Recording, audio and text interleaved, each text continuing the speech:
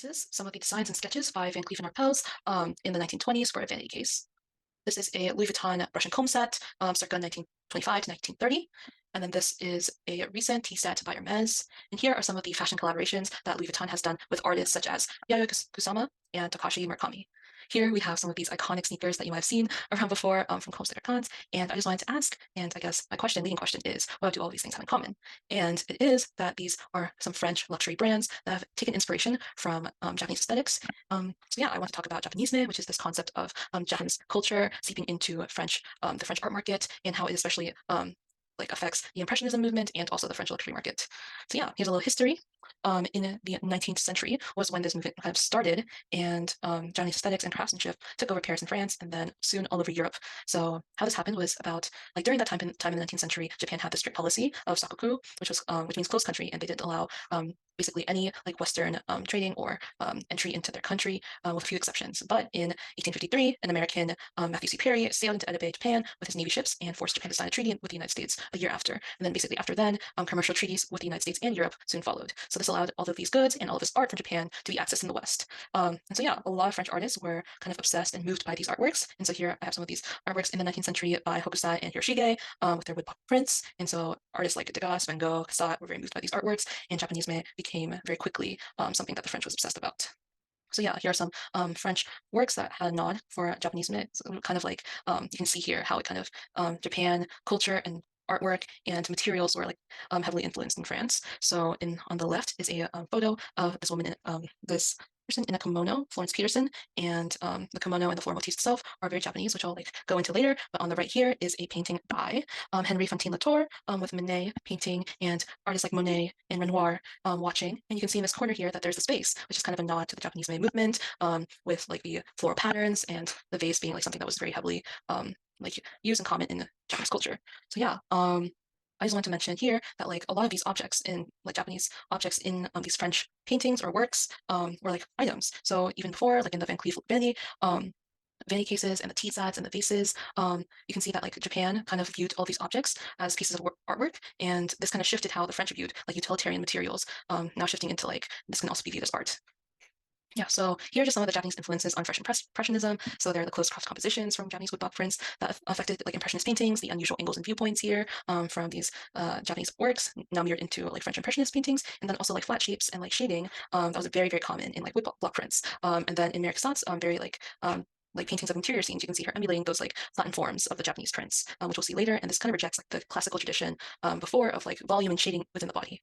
So here we have the flat, you can see that Cassatt's painting of the woman bathing is like very flat, and it also represents like some domestic interiors, which is also common in Japanese art, and now like influencing Cassatt and other impressionist works. And then another thing to mention is again like these floral motifs with the vase here and the vase in the other painting and this floor here. Floral motifs were very common and very popular. So here's Monet's The Japanese Footbridge, which is kind of a famous work of his, like very much inspired by like Japanese works. Even saying here, the footbridge, the Japanese footbridge, and then the water lilies. So, yeah. And then also like everyday urban scenes were a very common theme in the woodblock prints, and this kind of like inspired the French concept of Lenore, or the lonely street wanderer in these paintings as well, like these 19th century painting. So this love for Japanese aesthetics wasn't purely for just for the art market, but also seeped into other material productions, like I mentioned before, with the vases and tea sets and these vanity cases.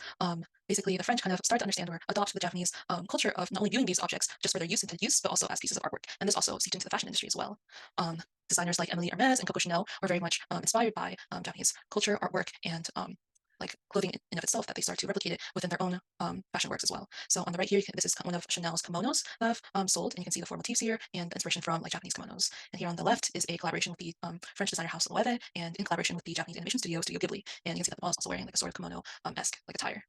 Like even in modern day, Japanese made isn't as heavily influential as it was in like the Impressionist movement, but you can always see it in runways with like cherry blossom motifs, like this kimono, like sort of material and dressing. And even in like 2017, Louis Vuitton did a cruise show through a mountain outside Kyoto, with the clothes referencing like kabuki, samurai armor, and like these types of fabrics. So Japanese made has also definitely seeped into fashion. I also want to note that there's like this fetishization of Japanese objects, and how it can be interpreted as such with different types of criticism. So like is designing like kimonos as a French house appropriating like Japanese traditional attire. So there's also that argument that I want to quickly acknowledge, but I want to kind of focus on how this fashion has become interpreted as art. So and how like Japanese has kind of affected that. So this is the brand Comme Cons, and they are a like French designer brand, but founded by a Japanese person like based from Tokyo.